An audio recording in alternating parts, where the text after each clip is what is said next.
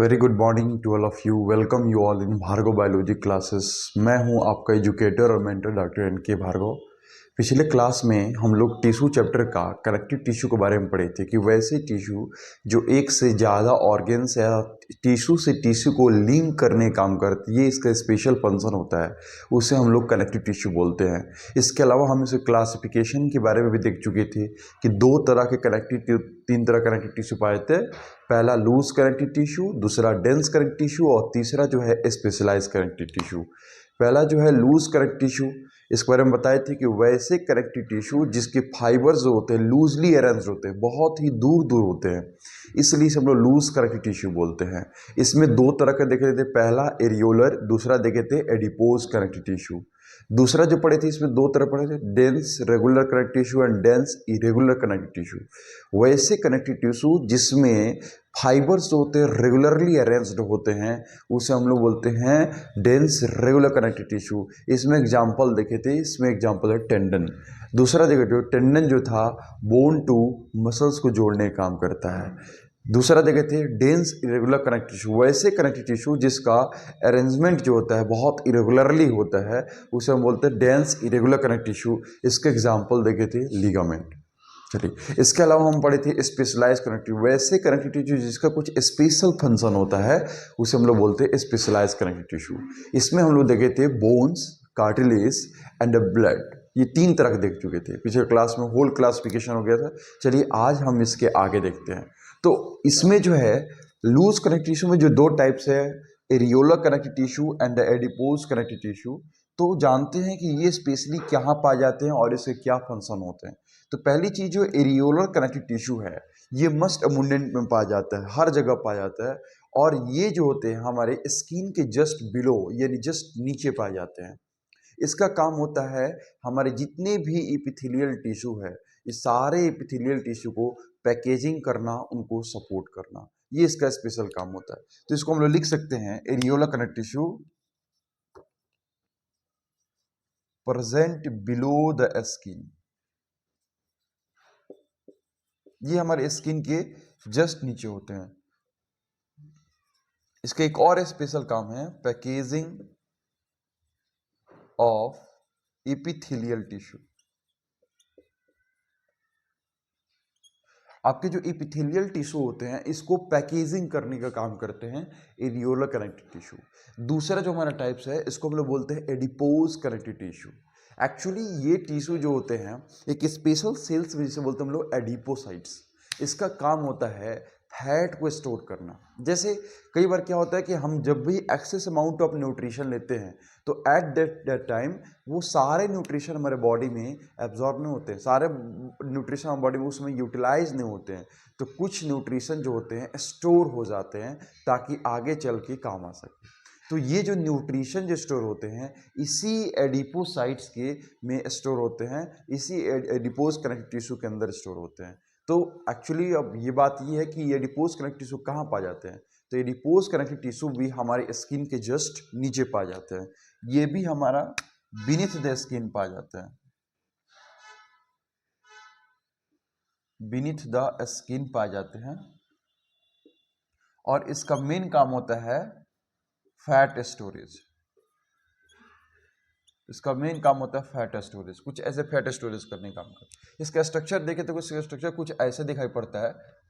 ये जो स्पेशल जो सेल होता है कुछ इस तरह से, यहाँ पे बीच में इसका न्यूक्लियस होता है, और ये जो स्ट्रक्चर इसमें ये फैट स्टोरेज करता है। इसमें ये फैट स्टोरेज करने का काम करते हैं। इसे हम लोग बोलते हैं एडिपोसाइट्स। कुछ इस तरह से स्ट्रक्चर होता है स्किन के जस्ट नीचे।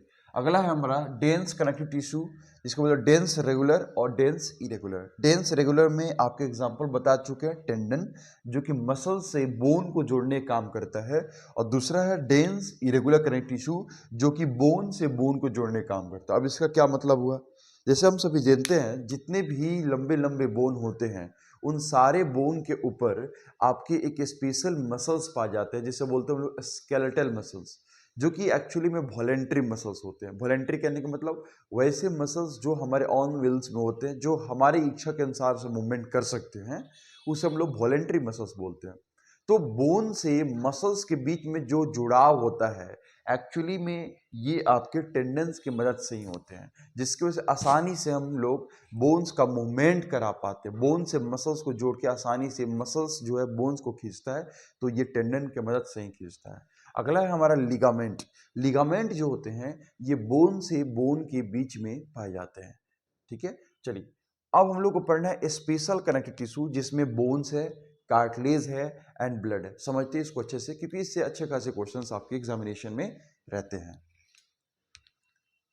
आई होप आप लोग ये समझ रहे हैं। चलिए अगला हम लोग पढ़ना है specialised connective tissue. Specialised connective tissue क्यों बोलते हैं? क्योंकि इसका कुछ स्पेशल काम होता है। क्या काम होता है वो हम लोग देखेंगे। इसमें 3 तरह का हम लोग पढ़े थे। पहला पढ़े थे बोन, दूसरा पढ़े थे कार्टिलेज और तीसरा पढ़े थे ब्लड। ब्लड को हम लोग फ्लूइड कनेक्टिव टिश्यू के नाम से भी जानते हैं। ब्लड ही एक ऐसा कनेक्टिव टिश्यू है जिसमें फाइबर्स नहीं पाए जाते हैं, बाकी सारे कनेक्टिव टिश्यू में फाइबर्स देखने को मिलते हैं। तो सबसे पहले जो है हम लोग देखते हैं बोन। ठीक है, एक्चुअली देखा जाए तो हमारे बॉडी का जो फ्रेमवर्क है, ये फ्रेमवर्क बोन्स और मसल्स लिगामेंट से ही बने होते हैं। Bones, muscles, cartilage, ligament, tendon, यही सब जुड़ के आपस में आपका फ्रेमवर्क बनाने के एक ढांचा बनाने का काम करते हैं। तो it makes framework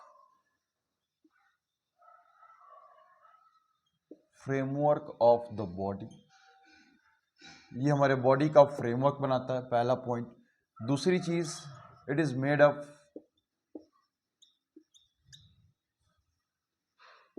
calcium phosphate. ये कैल्शियम फॉस्फेट का बना होता है। ठीक है, इसका स्ट्रक्चर देखें तो कुछ ऐसा होता है, जैसे मान लीजिए ये हमारा एक बोन हुआ, कुछ ऐसे स्ट्रक्चर।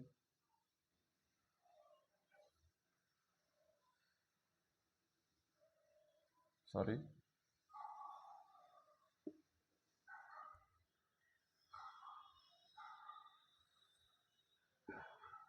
ये वाला जो रीजन होता है ना,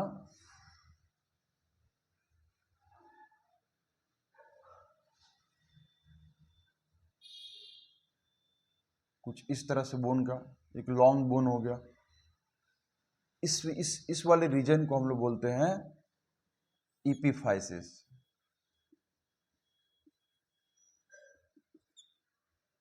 और ये वाला जो रीजन होता है इसे बोलते हैं हम लोग डाइफाइसिस। इस वाले रीजन में एक कैविटी पाई जाती है जिसे हम बोलते हैं मेडुलरी कैविटी। एक स्पेशल यहाँ पे कैविटी पाई जाती है जिसे बोलते हैं हम लोग मेडुलरी कैविटी। और इस मेडुलरी कैविटी के अंदर में आपका येलो बोन मैरो पाया जाता है। इस मेडुलरी कैविटी के अंदर में येलो बोन मैरो पाया जाता है जो एक रिजर्वायर के तौर पे काम करता है। इसके अंदर में येलो बोन मैरो पाया जाता है,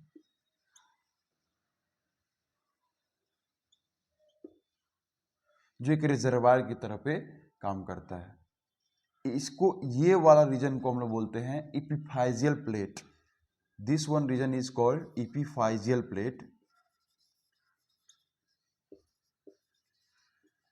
और यहाँ पे छोटे छोटे पोर्स होते हैं, यहाँ पे छोटे छोटे पोर्स पाए जाते हैं। कुछ इस तरह से स्ट्रक्चर छोटे छोटे पोर्स के बन सकते हैं। अगर हम लोग थोड़ा बड़े में बनाए तो इस तरह से, जिसकी वजह से बोन्स जो होते हैं आपके स्पॉन्जिस दिखाई पड़ते हैं। ये छोटे वाले जो रीजन दिखा रहे हैं ना, छोटे छोटे पोर्स, इसे हम लोग बोलते हैं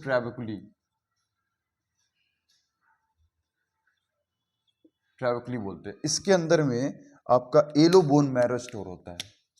इसके जो इनर वाला रीजन है, कहीं कहीं इसमें येलो बोन मैरो पाया जाता है। कुछ इस तरह से देख सकते हैं, सॉरी, रेड बोन मैरो पाया जाता है। और यहाँ पे येलो बोन मैरो पाया जाता है। दोनों में अंतर क्या है? येलो बोन मैरो और रेड बोन मैरो में अंतर क्या है? दोनों में मेजर अंतर ये है कि जो आपका येलो बोन मैरो होता है वो रिजर्वायर की तरफ होता है। यानी अगर आपके बॉडी में जब एक्सेस ब्लड की ज़रूरत होती है तब ये येलो बोन मैरो जो है एक्टिव होकर रेड बोन मैरो में कन्वर्ट हो जाता है और हमारे बॉडी में ब्लड फॉर्मेशन करता है। वहीं रेड बोन मैरो से हमेशा हम लोग को ब्लड मिला करते हैं यहाँ से, जो कि आपके डायफाइसियल रीजन में पाए जाते हैं। ठीक है, ये दोनों का इंपॉर्टेंट काम है। चलिए, अब बोन को अगर हम लोग बीच से यहाँ से कट करें तो इसके अंदर में इसके सेल्स दिखाई पा जाते हैं, जिसे हम लोग बोलते हैं ऑस्टियोसाइट। यानी कह सकते हैं कि पूरा का पूरा आपका बोन जो है वो एक स्पेशल सेल का बना होता है, जिसे हम लोग बोलते हैं ऑस्टियोसाइट। और ये ऑस्टियोसाइट जो होता है एक कवरिंग के अंदर पाया जाता है, जिसे हम लोग बोलते हैं लैकुना। चलिए, तो थोड़ा सा देख लेते हैं। अगला है हम लोग का कार्टिलेज।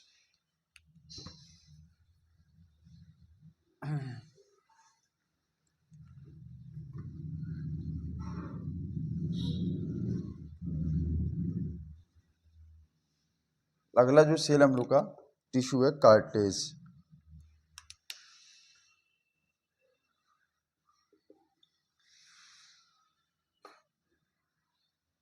देखिए, बोन और कार्टिलेज में क्या डिफरेंस है। बोन जो होते हैं एक्चुअली में नॉन प्लाइएबल होते हैं। नॉन प्लाइएबल कहने का मतलब क्या होता है कि ये एक्चुअली में मोड़ नहीं सकते हैं। ना ही इसको हम लोग कंप्रेस कर सकते हैं, ना ही इसको दबा सकते हैं, और ना ही इसको हम लोग मोड़ सकते हैं। लेकिन कार्टिलेज में एक बात है, ये प्लाइएबल होते हैं, ये मुड़ सकते हैं आसानी से, लेकिन इसको हम लोग दबा नहीं सकते हैं। यही फायदा है कि आपके कार्टिलेज जो होते हैं, जितने भी बोन्स होते हैं उन सारे बोन्स के एंडिंग में पाए जाते हैं, ताकि उनकी फ्लेक्सिबिलिटी होता रहे, आसानी से मुड़ सके, बोन्स आसानी से मूवमेंट कर सके। इसके पीछे कारण है आपका कार्टिलेज। चलिए, तो एक पॉइंट लिख सकते हैं इसमें,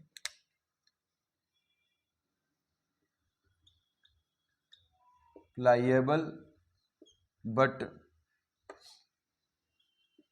रेसिस्ट कंप्रेशन। मतलब इसको हम लोग दबा सकते हैं, मोड़ सकते हैं, लेकिन दबा नहीं सकते हैं। यही इनमें अंतर है। इसके जो स्पेशल सेल होते हैं इसे बोलते हैं हम लोग कॉन्ड्रोसाइट। ये कॉन्ड्रोसाइट्स के बने वो कवरिंग होते हैं जिसे बोलते हैं लैगुना, और उसके अंदर में सेल्स पाए जाते हैं जिसे हम लोग बोलते हैं कॉन्ड्रोसाइट। ठीक है, चलिए, अब जो है कार्टिलेज जो है, ये चीज़ देखने की बात है, 3 तरह के होते हैं। कार्टिलेज जनरली 3 तरह के होते हैं। पहले को बोलते हैं हेलाइन कार्टिलेज, दूसरा है इलास्टिक कार्टिलेज, और तीसरा है वाइट कार्टिलेज। हेलाइन कार्टिलेज जो होता है ये सबसे वीकेस्ट होता है। हेलाइन कार्टिलेज सबसे वीकेस्ट होता है, इसलिए सबसे ज़्यादा अमाउंट जो पाया जाता है हमारे बॉडी में वो आपके हेलाइन कार्टिलेज होते हैं। तो इसको लिख सकते हैं मोस्ट अबुंडेंट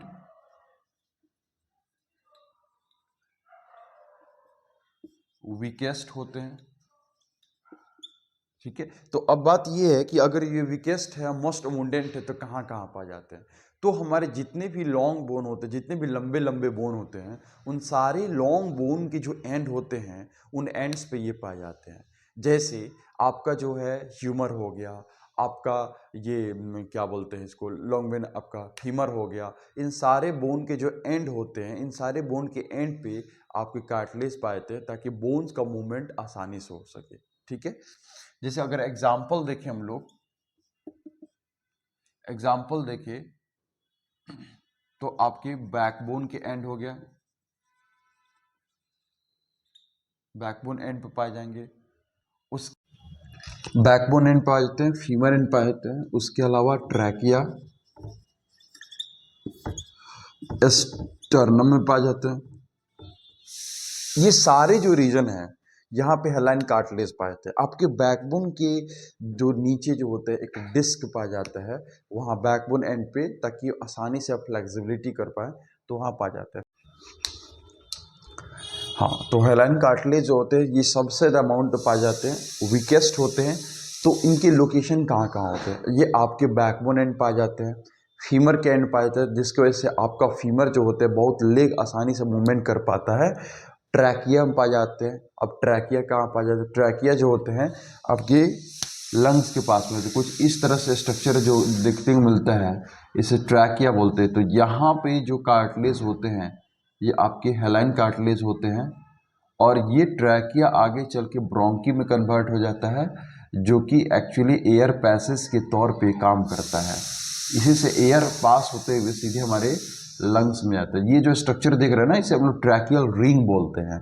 इसके अलावा जो ये स्टर्नम पा जाते हैं। स्टर्नम एक रीजन होता है जो आपके चेस्ट के पास में पाए जाते हैं, कुछ इस तरह से। इसे टाई बोन के नाम से भी जानते हैं। कुछ इस तरह से स्ट्रक्चर जो पा जाता है, ये हमारे स्टर्नम के होते हैं इस तरह से।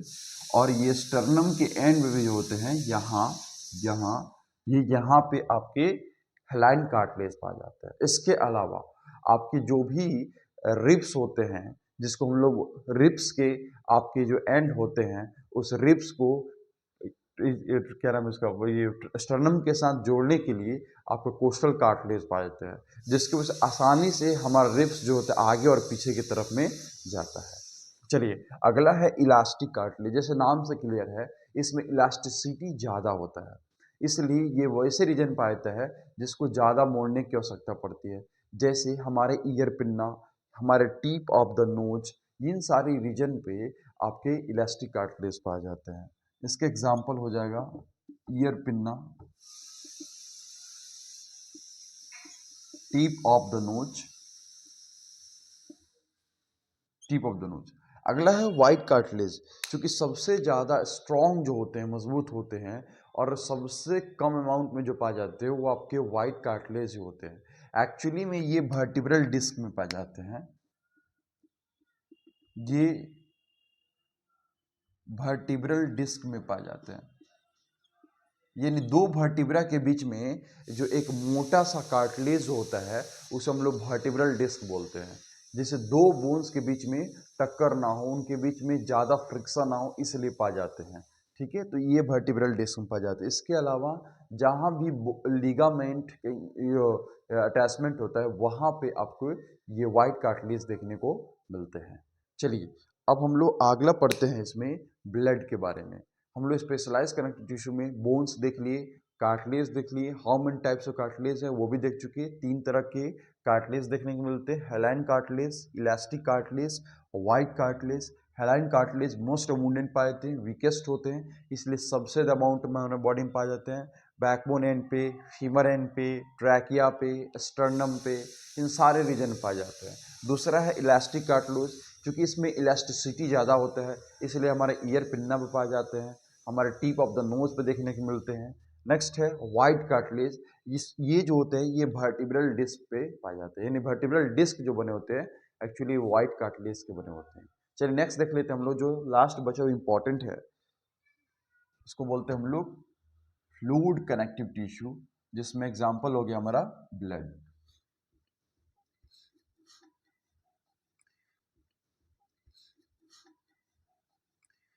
तो ब्लड हमारे बॉडी में एक इम्पॉर्टेंट फंक्शन करता है ट्रांसपोर्टेशन का। अपने साथ जो है ये गैसेस को ले जाता है, ऑक्सीजन, कार्बन डाइऑक्साइड, और बहुत सारे आयंस, न्यूट्रिशन को सप्लाई करता है एक ऑर्गन से दूसरे ऑर्गन में। तो ये एक ट्रांसफॉर्मर कैरियर के रूप में वर्क करता है। तो लिख सकते हैं blood, it is a fluid connective tissue.